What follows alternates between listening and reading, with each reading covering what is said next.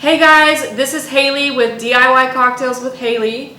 I've decided to create this channel to be able to inspire people to learn how to make cocktails from their house. And this idea came to me during COVID-19. I figured we were stuck in our houses, we're kind of moseying around and wishing that we were at restaurants and stuff like that. And so yeah, what we're gonna do throughout the course of this journey is just start from the basics. Today we're gonna go over just some kind of basic necessities needed to be able to create cocktails, and then from there just start to learn how to make some delicious adult beverages. So without further ado, let's get started. This is glassware. This is the glassware I have, not necessarily all of the glassware that you need.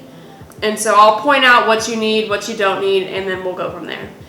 Shot glasses, I mean, who doesn't like to have a shot every now and then, especially with some friends coming over or whatever. Just a fun way to kind of get things rolling, but obviously not needed if that's not your style.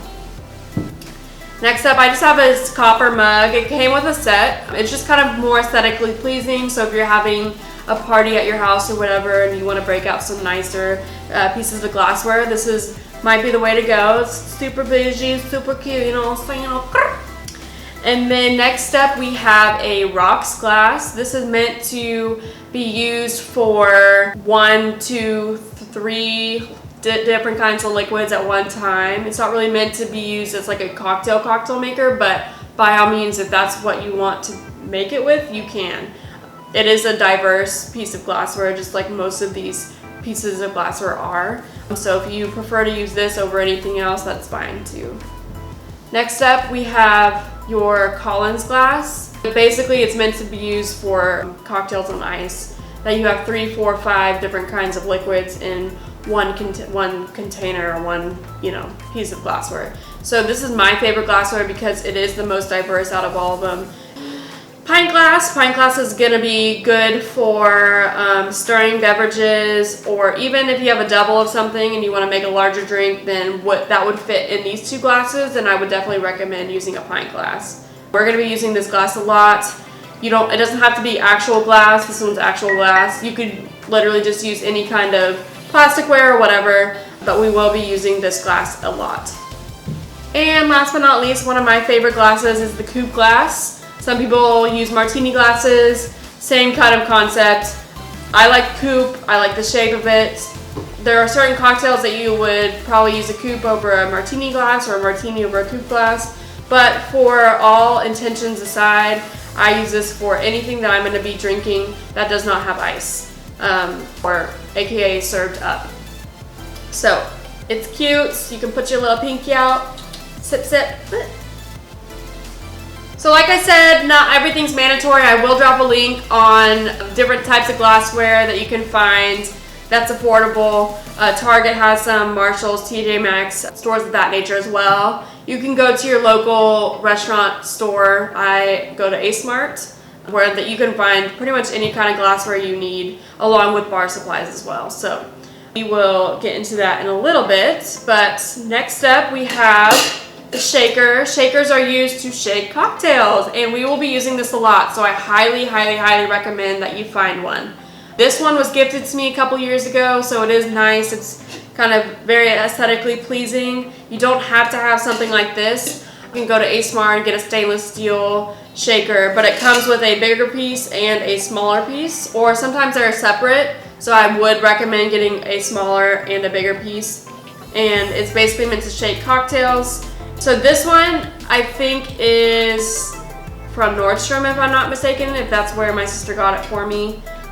But you can find some at Target, A Smart, pretty much anywhere will have them. I would recommend getting a decent quality one, but it doesn't have to be crazy quality. There are some that have like really small tins, and you don't want those because you can only fit so much liquid in it. That whenever you shake it, like liquid kind of pours out and stuff like that. So I would get a decent sized small shaker. That way we don't run into that issue of us having a bunch of liquid in one cocktail and it not being big enough to be able to shake. Alrighty. Next up, Jiggers. This is one of my favorite bar tools just because I love accuracy and consistency, and this is exactly what these provide a cocktail. If you want one cocktail to taste the same the next day or whatever, then Jiggers are the way to use. This will ensure that your cocktail will taste the same each time you make it. And so the most important measurements to have in a jigger is 1.5. So this is 1.5 ounces. This is 1 ounce. That's pretty important as well, because a lot of times we might make something that has 2 ounces of liquid, and you could just do 2 1-ounce portions. And then on this jigger is another 1.5 ounces, and this is 3/4 ounce. So 3/4 ounce is important as well, along with 1/2 ounce. I currently don't have a 1/2 ounce jigger, but you can find one anywhere at A Smart, or like I said, I'll drop everything below with a link of where you can find these tools. So what I do for 1/2 ounce is I just do half of the 1 ounce. And next we have a strainer. So this is a strainer meant to strain liquid from ice or strain liquid from muddled berries or fruit or herbs or something like that. If you don't want all that in your cocktails, I'm not a big fan of having all of that in my cocktails. And so I really like using a strainer, something like this. It's meant to just go over the shaker or over the pint glass, whatever you're using.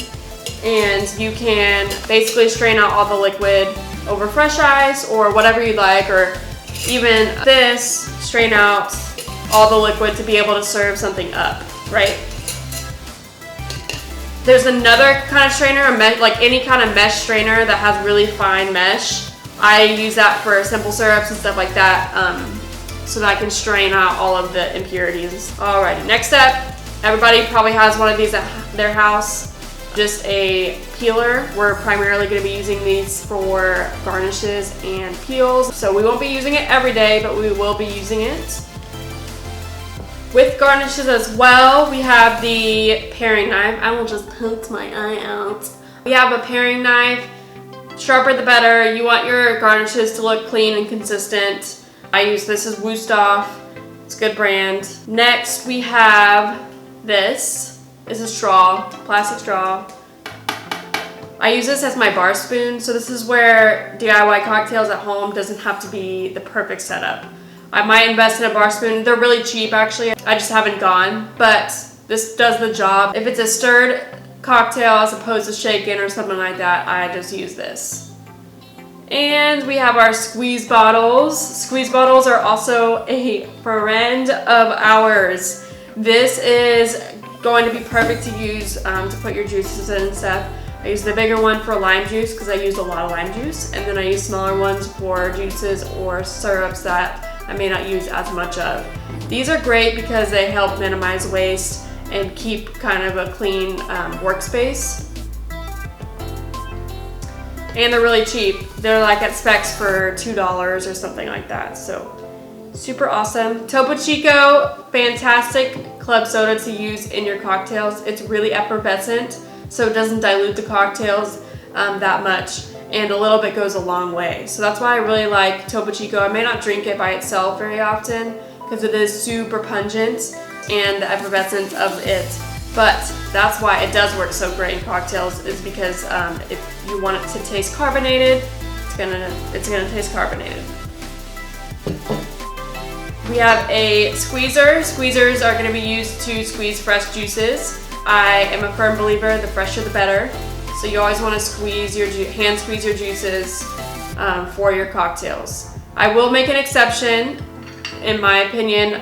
The Specs over here in Houston sells like little quarts of lime juice. That's perfect because it's fresh lime juice. It lasts quite a while, and you're not spending all day squeezing your lime juice. They have lemon and stuff like that, but I personally don't use lemon as much as I use lime, and so I would just hand squeeze my lemon juice. So yeah, squeezer, super, super cool. Alrighty, so last but not least, simple syrup. We will be using quite a bit of simple syrup, whether that be infused or just basic simple syrup.